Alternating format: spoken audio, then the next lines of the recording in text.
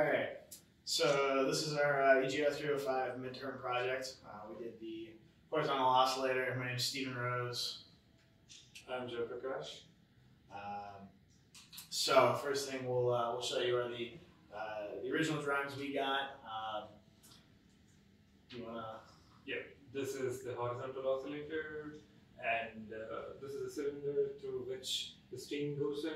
The steam inlet here, and it pitches up and down, and the crank disc rotates, and the flywheel rotates along with that. There's many parts, many components, as you can see: the base frame, crank disc, and flywheel, the important ones, and cylinder. Yep. Some of the components that we modeled. You can see here some of the sub-assemblies that we did. Makes it easier to put it all together at the end. That's the base frame with some of the inlets for the steam and outlets for the cold fluid, or cooled off fluid rather. That's the flywheel with the crankshaft. Here's the piston head. That's the cylinder with the pivot shaft there that it pivots back and forth on. And obviously this is the completed isometric render. So we're going on to the next slide. This is our exploded view. So like I said earlier, this is the entire cylinder, and then you have the piston head right here. That would be the base frame assembly, and that would be the crankshaft assembly. Yep. So it's pretty obvious how everything goes together. The piston head is inside the cylinder, and it oscillates back and forth as the steam enters and exits. Some of the parts we did not model, these blue bolts here, the nut, and the two wood screws, we just pulled those straight out of CATIA. Everything else, however, we modeled ourselves.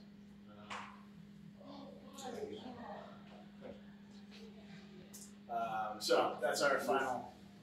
This is our final assembly view.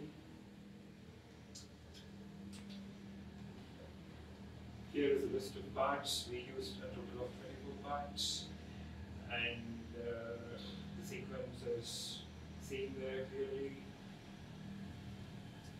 The first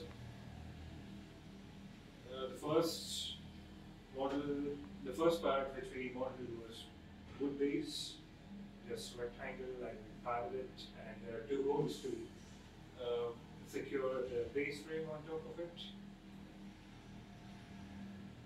This is a crank disc which is attached to the piston. This is the crankshaft pin. It goes inside the crankshaft there. That's what attaches it to the crank disc and allows the crankshaft to rotate, which then rotates the flywheel. So we'll go on to the flywheel itself.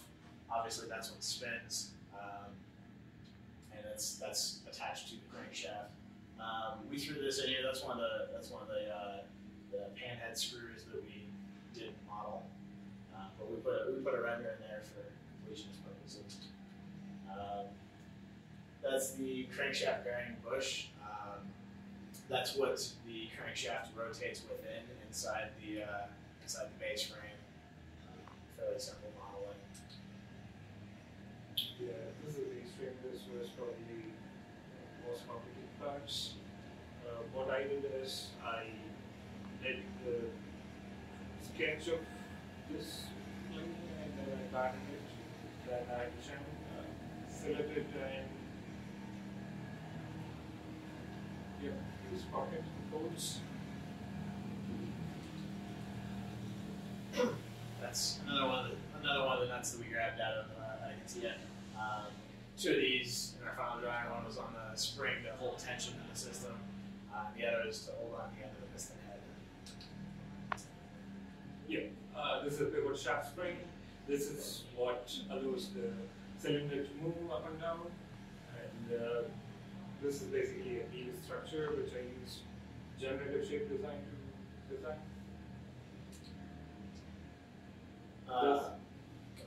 This is cylinder pivot bush. Nothing much to say here. That's just what the cylinder pivot's about inside. It helps with friction. Another wood screw that we grabbed manufactured out of CATIA. This is the inlet-outlet pipes. There's two of them, one for inlet, one for outlet. That's what the steam enters and the cooled air exits. Okay, this is a piston rod bacon. This is where one of the screws goes in and secures it to the crank piston. So the piston rod gland, that's what the piston rod goes through to enter the cylinder, and these holes are to allow excess steam to escape if overpressurization occurs. Another panhead screw that we grabbed from CATIA. This is the cylinder rear lid.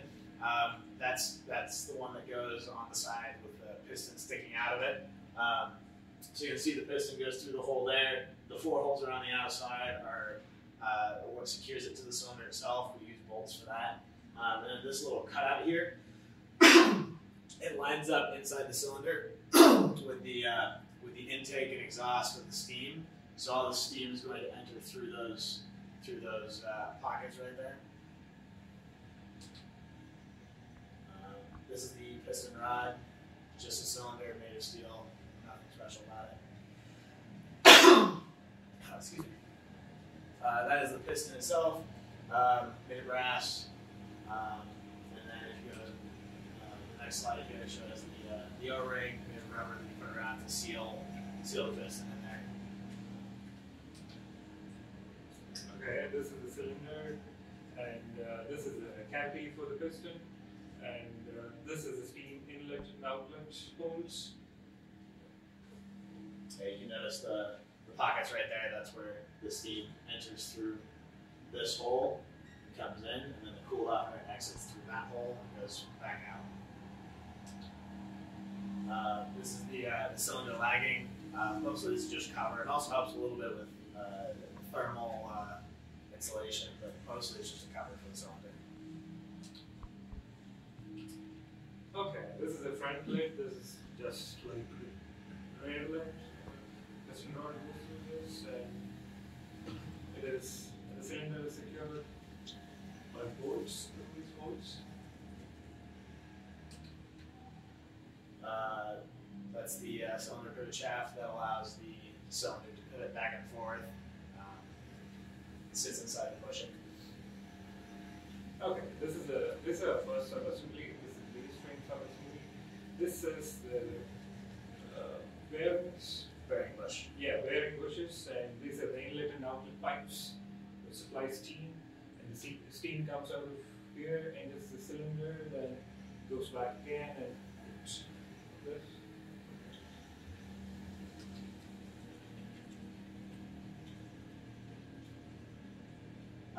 So this is the flywheel.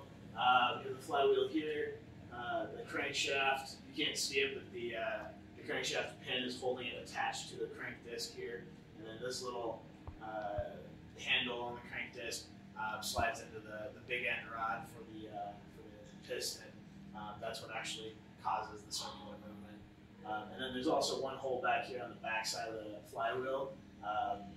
Put a screw in that, and you tighten it down to the crankshaft, and that provides enough tension to turn the flywheel with the crankshaft.